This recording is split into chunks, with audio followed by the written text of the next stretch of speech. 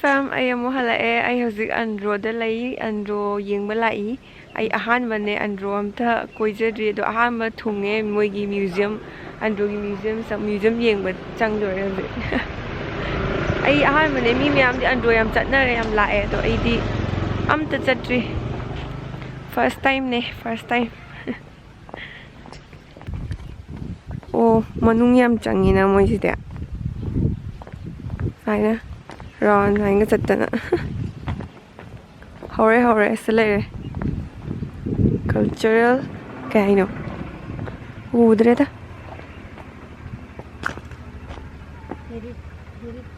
una hakpo male kuire ba matamgi fazai cultural yam kuire ba male okay anong changasi Okay, she's a gate or a man. Tangzaga no mising katang hangi, koi daw yadre, koi kangdawa. She's a gate or a man, Pazemo Museum, the Matang the Lactare. She's na, my androgi, my mutta from Dune.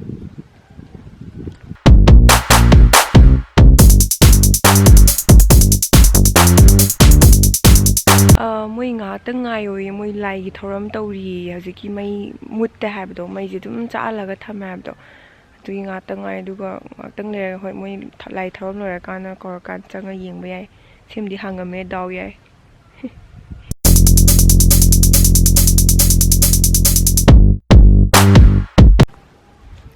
sai mai thale me mi ne ingbagi thabar ngani inge tang yai ge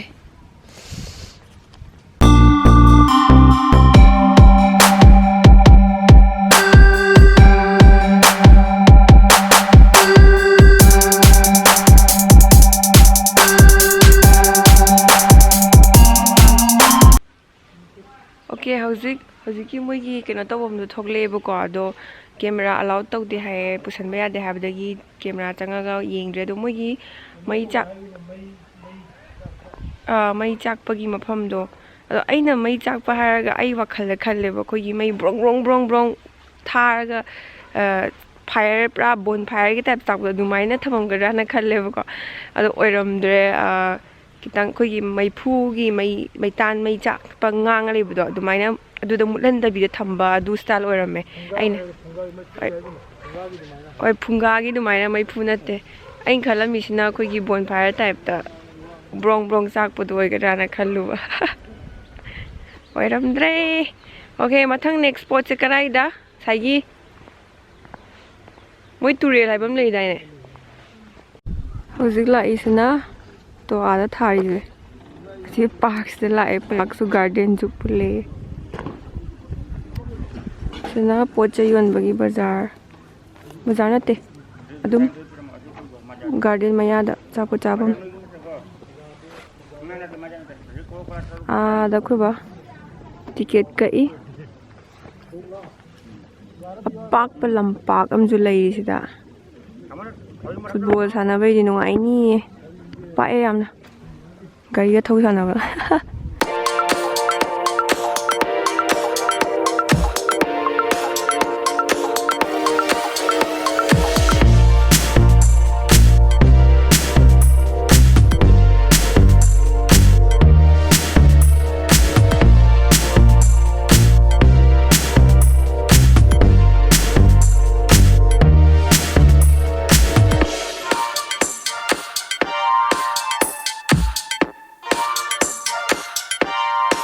Kay sanay no lan thopi sanay ro sama lan tho e tu sale ibu kay no senpu ro senpu ne am chawi ai sidi kya pige siba yang thugai tam ni ha sina kino dura oh Yesu senpu yam lay ra wahong ma tu si ja sing maro ma uda yam kuire Wow matuda kuire. Yang khaigi ahum. Wow matuda phawra si thambase. Kai phadai ying mai. Bak su phangge dana. Ya. Kya lo do ba? Ahum. Yang khaigi. Sina kaino matu manade. Aduna Masa. Mamai than. Okay, ahum lorage yare. Ni sungam toromde ahum la ko. Sina moi lagi park hai do. Jaba yamna daiba phobani. Hi, kaino. Hi. Ay thogam lai re. Wow. Chingi chinga tangai gre. Phajaye chingje. Thungnaw rem go ai ning sit laga ti nungai ni.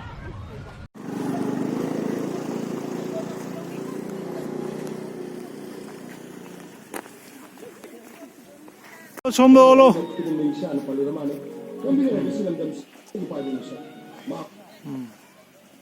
Salame.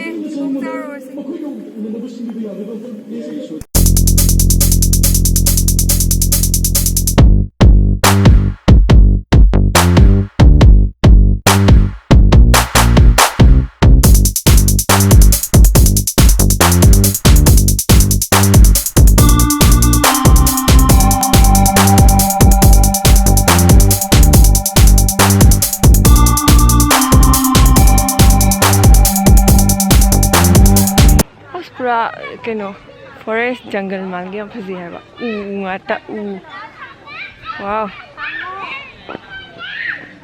awo ba se walang nang YouTube channel hangage ra nang ma haujikan yam video number yam edit churi ngasai ni man pakam nammi se mai su mai ko ba YouTube channel mai blog channel hangani mayam yengningadra hanubagi bla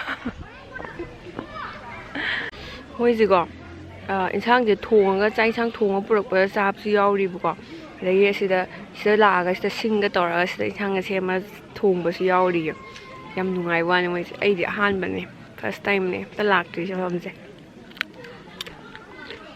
ha lakpa mi khamani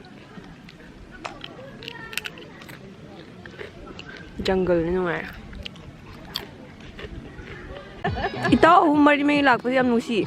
Ay itaw. Kanay macha no itaw ani gi macha am si yori mari la yam nusi hai ba. As matun je. Forest gata. Su me am je. He. Kumai ada pami. As sumai lai. What the fuck? Vlog namjage ya bro ai gi vlog ki ya ye kai mathel no yen ai dum ye khoi ye yen ji ta thong ge toi ra chau ni e kasi je tak cha na ro jen lai ro ya hi hi yo ai vlog ta yen thong ha ma sa tha ro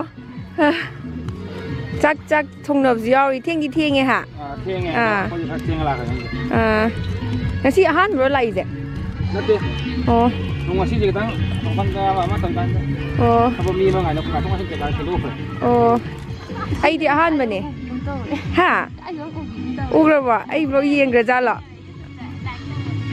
yên vừa nà hả anh là rồi mình chắc mình đâu á yên nghe bà Adi thank you. Adi ai subscriber ni ne. Adi ai subscriber thing no ga chak mani ba. Nang si ye. Adi blog te yo ko je. Chi hai ga ra. Chi ko ro. Chi in ko ra ge. Cha cha wo nei de. Ta khoi di yum da gi cha ra ga. Ko mo yi cha lai bu ko. Ai di dum pu ra ga lai sta dum cha re ta re. Kak ching da gi. Kak ching hai ba ni kau. Ai gi subscriber ne thing na. Andro da mui chak cha ba gi lak ba gi. Nang pi gi birthday ta ba. Oh birthday ka na no. Oh ma gi se. Oh nang birthday ne. Happy birthday. Happy birthday. How is that her today? Itaw nang tumo bo yam war bo. Kay ja salam no. Khang no pathaw itaw. Itaw stop tong zero chale. Tum. Taw. Pathari chi da tok pagi ha. Wow. Sina dining hall ne nong ta ganda. Sina kitchen nong kan thong na ba kitchen su thamme moi je. Chabam su thamme hojina nong ta da mina mi gai je dum lamhang da dum hoi ukhung maya dum phamma ga chak chana ba.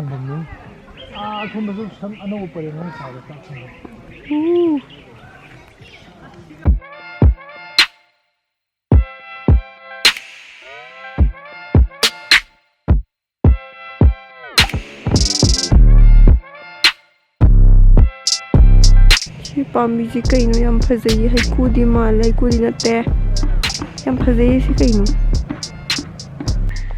ꯉꯁꯤꯒꯤ ꯑꯟꯗ꯭ꯔꯣꯏ block ꯁ꯭ꯋꯥꯏꯗ ꯂꯣꯏꯁꯜꯂꯒꯦ ꯅꯨꯡꯉꯥꯏꯈꯤꯕ꯭ꯔꯥ ꯑꯟꯗ꯭ꯔꯣꯁꯦ ꯑꯩꯈꯣꯏ ꯕꯕꯥ ꯏꯕꯥꯅꯤꯗꯤ first ꯇꯥꯏꯝꯅꯦ ꯏꯃꯥꯕꯨꯗꯤ ꯍꯥꯟꯅ ꯆꯠꯂꯨꯔꯦ ꯑꯗꯨꯅ ꯁ꯭ꯋꯥꯏꯗ ꯂꯣꯏꯁꯜꯂꯅꯤ ꯅꯨꯡꯉꯥꯏꯔꯒꯗꯤ like ꯇꯧꯕꯤꯕ ꯀꯥꯎꯕꯤꯒꯅꯨ ꯑꯗꯨꯒ ꯑꯩꯒꯤ ꯑꯇꯣꯞꯄ ꯆꯦꯅꯦꯜꯁꯨ ꯁꯕꯁꯀ꯭ꯔꯥꯏꯕ ꯇꯧꯕꯤꯌꯨ ꯀꯥꯏꯅꯔꯁꯤ ꯃꯊꯪ ꯚꯤꯗꯤꯑꯣꯗ ꯑꯃꯨꯛ ꯊꯦꯡꯅꯔꯁꯤ